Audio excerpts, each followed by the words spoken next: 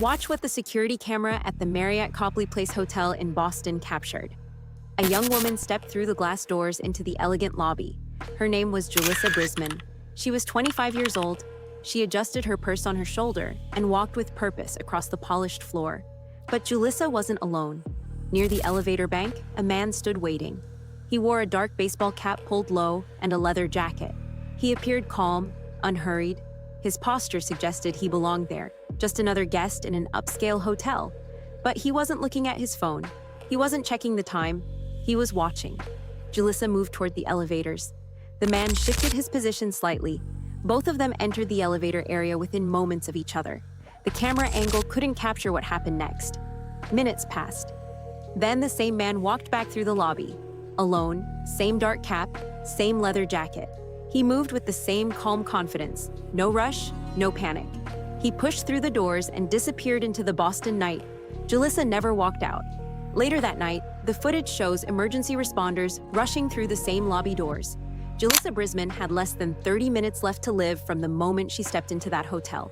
And the man in the baseball cap had already decided her fate. So who was Julissa Brisman? And why did she walk into that hotel on that April night? Before we continue, don't forget to like this video, hit the subscribe button so you never miss any coverage in this channel.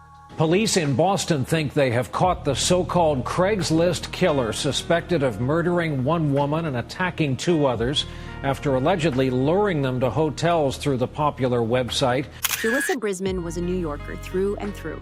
At 25 years old, she lived in one of the most expensive cities in the world. She had dreams like so many young people trying to make it in New York City. She wanted to be a model. She wanted to be an actress.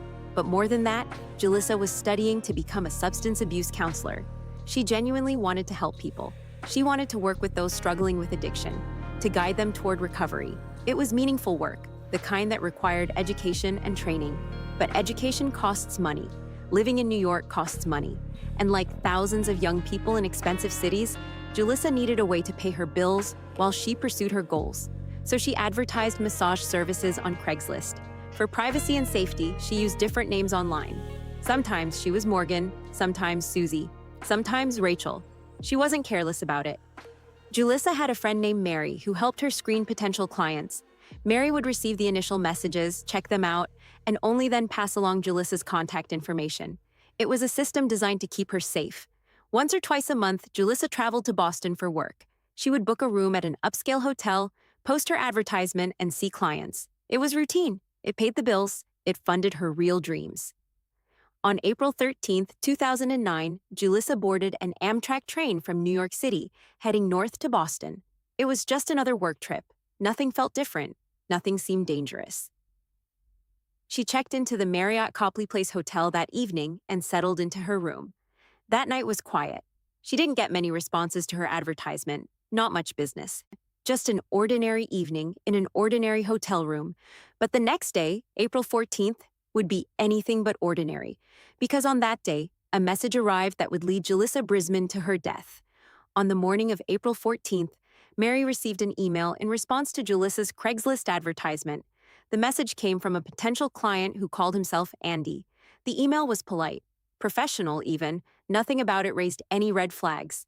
The man asked about availability and rates, the kind of straightforward questions Mary had seen dozens of times before. Following their standard safety protocol, Mary asked for his contact information. Once he provided it, she gave him Julissa's phone number. Later that afternoon, Julissa's phone rang. It was Andy. According to what investigators later learned, the conversation was brief and unremarkable. The man's voice was friendly, cordial. He asked if Julissa would be available around 10 o'clock that evening. Julissa agreed. 10 o'clock worked perfectly fine. She typically worked until 11 at night anyway. There was nothing unusual about the request, nothing that made her hesitate. It was just another appointment. But Julissa and Mary had established an important safety measure. Before any client arrived, Julissa would send Mary a text message. Then, immediately after the client left, she would send a second text, 2 simple messages, 2 confirmations that everything was okay. That night, Mary received the first text. Julissa was safe. The client was on his way. She never received the second one. Around 10 o'clock that evening, a woman named Jill Stern was staying in a room just down the hallway from Julissa. Jill was a regular business traveler. She had checked in earlier that day and was settling down for the night when she heard something that didn't belong in a luxury hotel. A commotion, movement, then a cry for help. The sound was sharp, urgent, terrifying. Then came screaming. Jill opened her door and looked out into the carpeted hallway. What she saw would stay with her forever. A woman was lying on the floor, half inside the doorway of her room and half out in the corridor. The scene was devastating. Jill immediately called hotel security. Within minutes, a security officer arrived and assessed the situation. This wasn't something they could handle internally. The officer called 911. When first responders arrived, they found Julissa Brisman suffering from multiple gunshot wounds to her torso. She also had severe injuries to her head. A plastic restraint was dangling from one of her wrists. Inside her room, investigators found 2 bullet holes punched through the closet door. The evidence painted a clear picture. Julissa had fought back. When her attacker tried to restrain her and rob her, she resisted. And in that moment, standing in or near her doorway, he fired. Then he fled. At 10:36 that night, Julissa Brisman was pronounced dead at Boston Medical Center. She was 25 years old. She had her whole life ahead of her, and Mary was still waiting for a text message that would never come. When Boston police investigators began reviewing the security footage from the Marriott Copley place, they saw him clearly. A tall man with blonde hair wearing a leather jacket and a dark baseball cap. He moved through the hotel lobby with confidence. There was no nervousness in his body language, no hesitation. He appeared completely calm, as if he had every right to be there. But as detectives studied the footage, something clicked. This man looked familiar, very familiar. One of the investigators pulled up another case file. It had been opened just 3 days earlier. The attack happened at a hotel less than a 2-minute walk away, and the description matched. On April 10, 2009, a 29-year-old woman named Tricia Leffler had flown into Boston from Las Vegas. Tricia advertised services on Craigslist under the name Valerie. Within hours of posting her advertisement, she received a phone call. The man on the line was polite and businesslike. Nothing about the conversation seemed off. He agreed to pay $200 for an hour of her time. They arranged to meet after midnight at the Westin Copley place. When he arrived at the hotel, they met at the elevator. Tricia took him up to her room. She was expecting a routine transaction. What happened next was anything but routine. Once inside the room, the man pulled out a weapon. He snapped on a pair of gloves. Then he bound Tricia's hands together with plastic ties. He robbed her of $800 in cash. But he didn't stop there. He also took her credit cards, and disturbingly, he took 2 pairs of her underwear as souvenirs.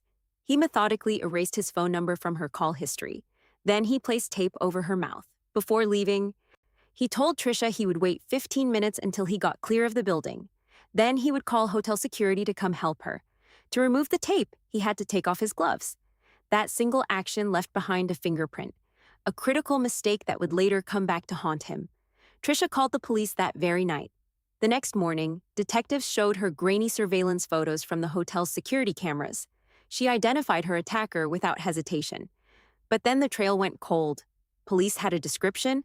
They had some blurry images, but they had no name, no identity, no way to track him down, until Julissa Brisman was murdered at the Marriott Copley.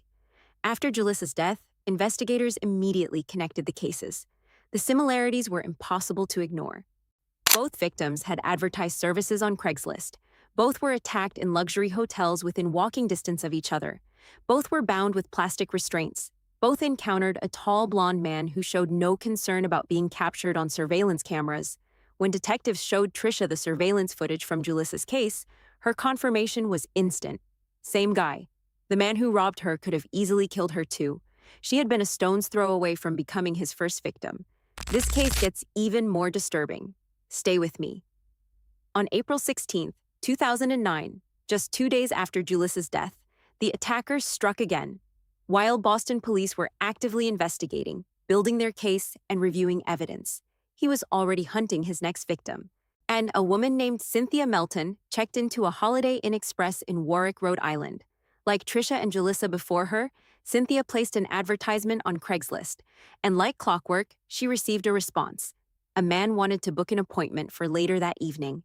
The Holiday Inn in Warwick sat geographically between Foxwoods Resort Casino in Connecticut and Boston. It was a convenient stopping point for someone driving between the two locations. And that someone was about to make his third attack in less than a week. At 10:51 that night, the man entered Cynthia's hotel room. He followed the exact same pattern he had used with Trisha. Within seconds, he pulled out his weapon and commanded her to hand over all her money. He bound her hands with restraints and forced her to the ground. But Cynthia had taken precautions. Her husband was downstairs in the hotel lobby, waiting. She was supposed to send him a text message before the client arrived and immediately after he left. It was the same safety protocol Julissa had used. When that second text didn't come, Cynthia's husband didn't hesitate. He didn't wait. He didn't second-guess himself. He burst through the door. Inside, he found a man with a weapon standing over his restrained wife. The attacker, now cornered and panicking, ran. He fled the hotel and disappeared into the night. Cynthia's husband had just saved his wife's life. If he had arrived 5 minutes later, there's no telling what would have happened. The media coverage exploded. 3 attacks in 1 week, all connected to Craigslist advertisements, all in the greater Boston area.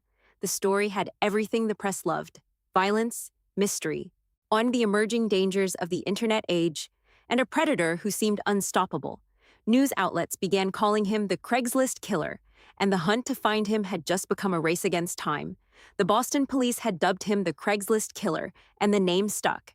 Media outlets ran with it. The story exploded across news channels, but investigators needed more than a nickname. They needed a name, a real one. That's when Mary, Julissa's friend, stepped forward. She forwarded the email that Andy had sent in response to Julissa's advertisement directly to Boston police. This was the breakthrough investigators had been waiting for. With the email in hand, detectives began tracing the IP address. An IP address is like a digital fingerprint. It shows where an online message originated.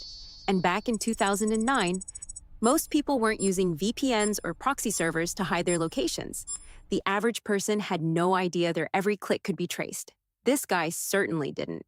The IP address led detectives to a specific apartment in Quincy, Massachusetts, a suburb just south of Boston.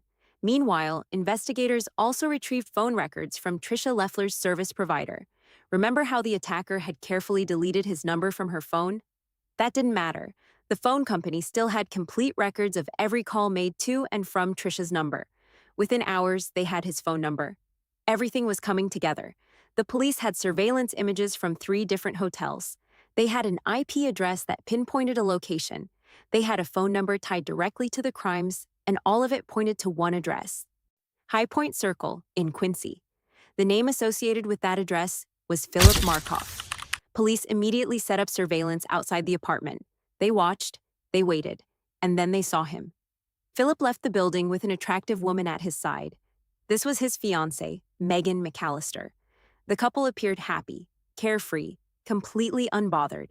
They looked like any other young couple enjoying time together. Philip didn't look like a man who had just committed murder. He didn't look like someone who had attacked 3 women in the span of 1 week. He didn't look dangerous at all. He looked like any other young professional. Clean-cut, well-dressed, ordinary. But investigators were certain. This was their guy. Philip Markoff was the Craigslist killer, and they were about to close the net around him.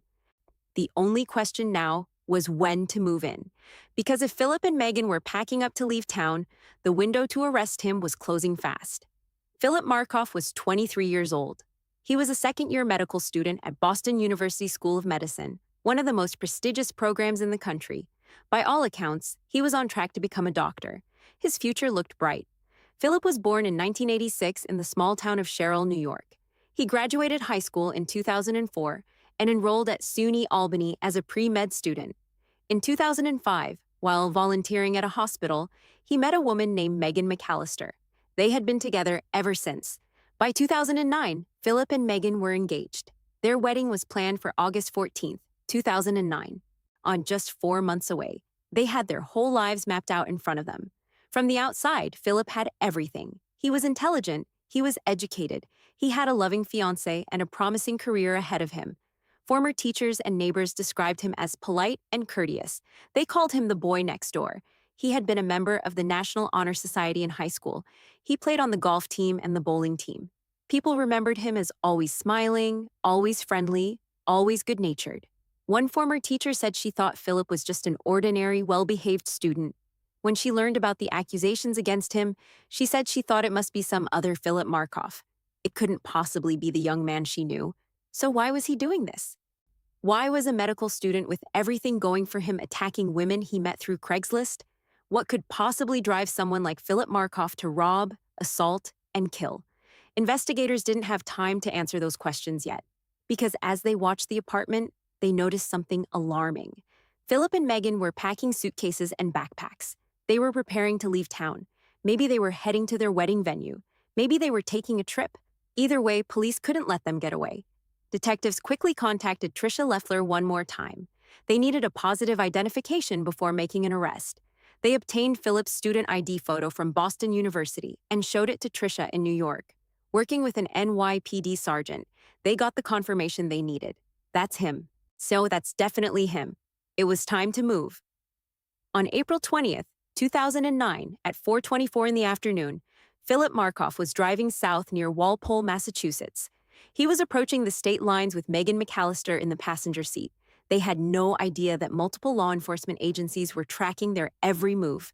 Massachusetts State Police moved in. They pulled the car over, and they placed Philip Markoff under arrest.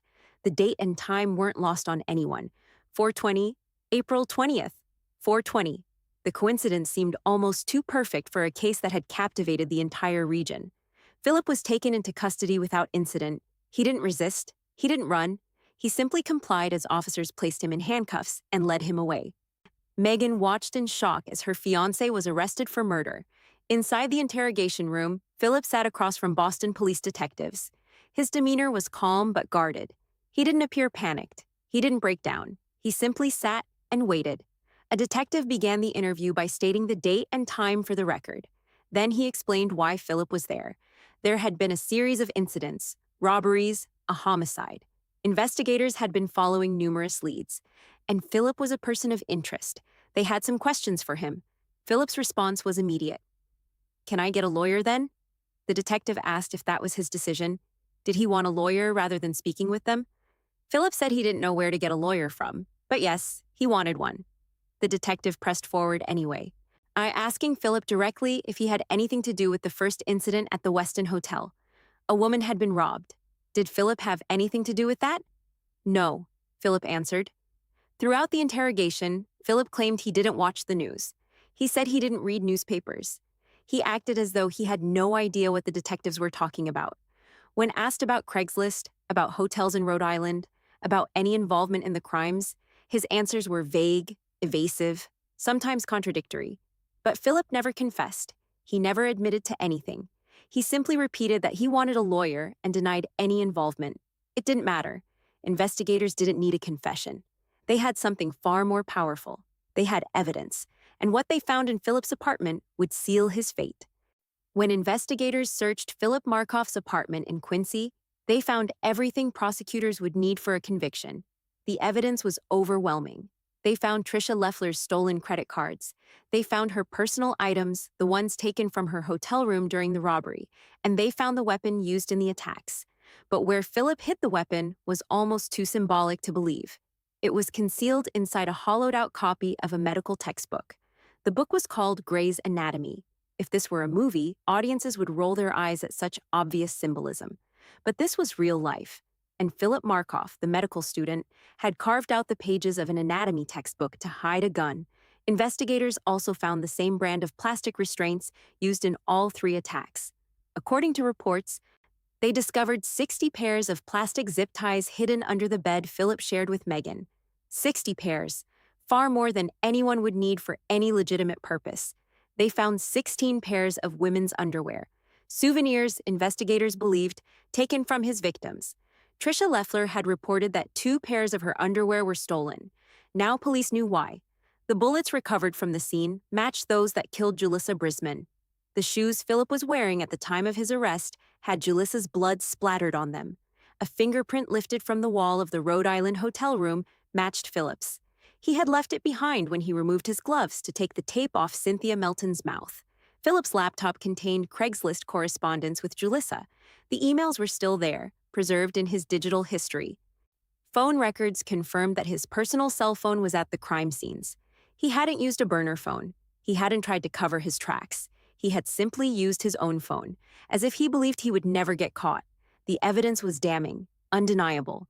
Prosecutors had physical evidence, digital evidence, eyewitness testimony, and forensic matches.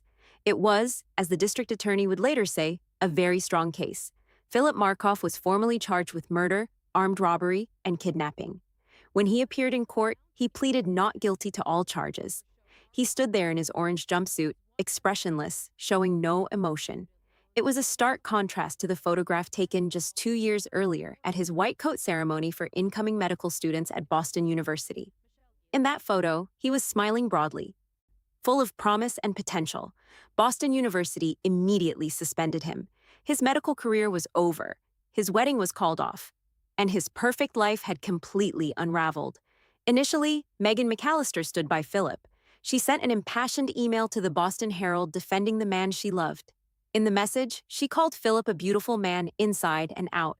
She said he was intelligent, loyal, and the best friend a woman could ask for. He would not hurt a fly, she wrote.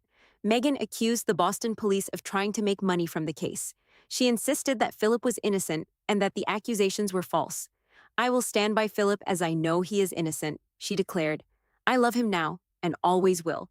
But that email was sent before Megan knew the full extent of the evidence. She had no idea what investigators had found. She believed in the man she thought she knew, the man who volunteered at hospitals, the man who was studying to save lives. Just hours later, police revealed what they had discovered in the apartment Megan shared with Philip.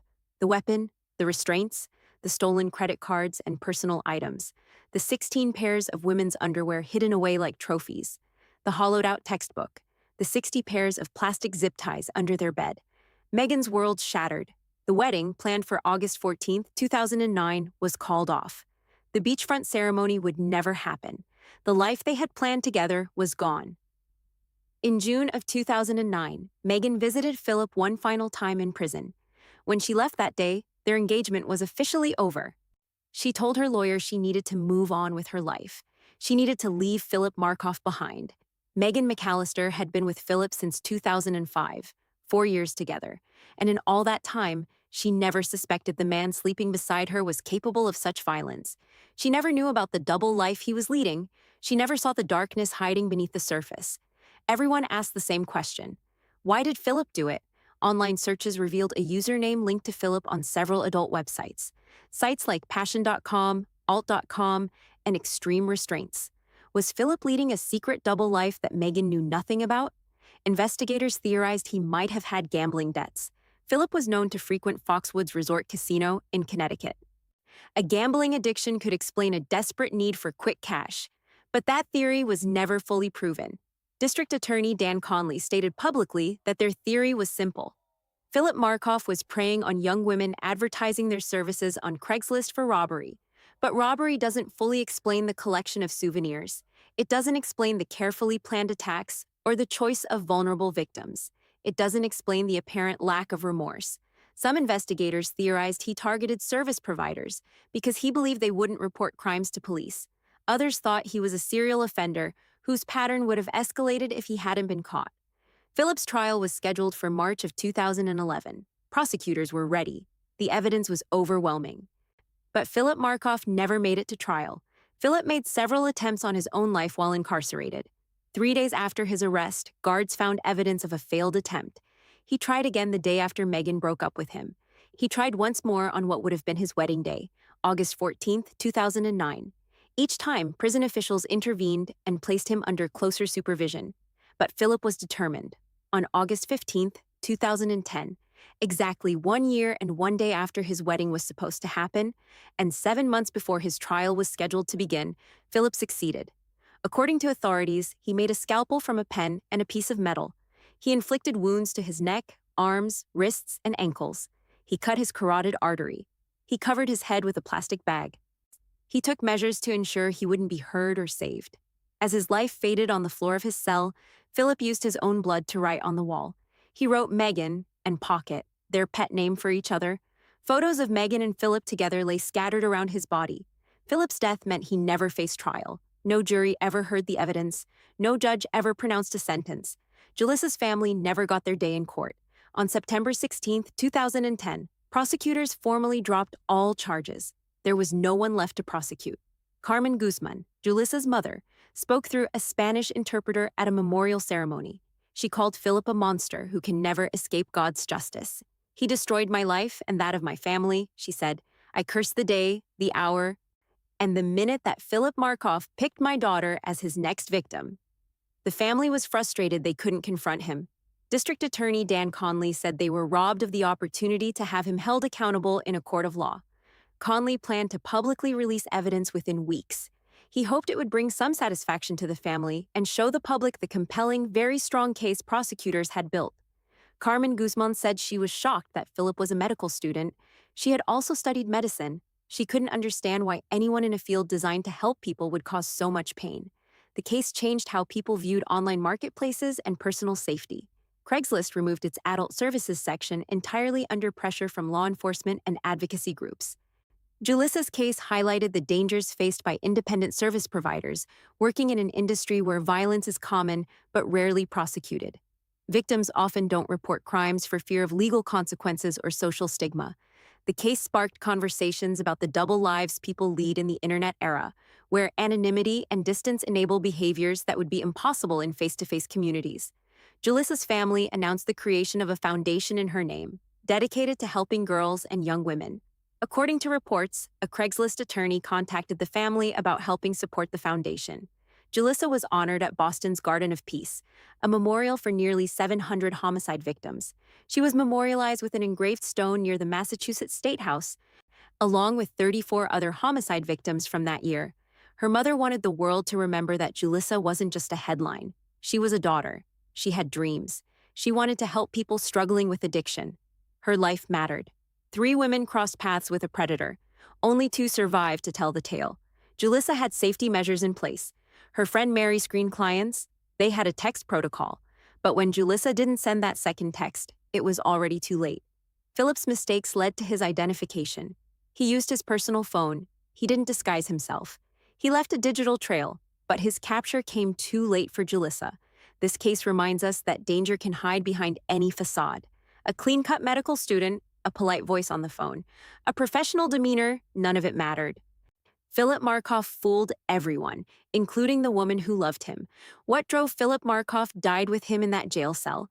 We'll never truly know what darkness lurked beneath the surface or whether he felt genuine remorse in his final moments. But what we do know is this. Julysa Brisman was 25 years old. She wanted to help people overcome addiction. She had dreams, ambitions, and people who loved her. Her life mattered. If this case affected you, please leave a comment sharing your thoughts. And if you want to see more deep dives into cases that changed internet safety, subscribe to the channel. Thanks for watching. Stay safe out there.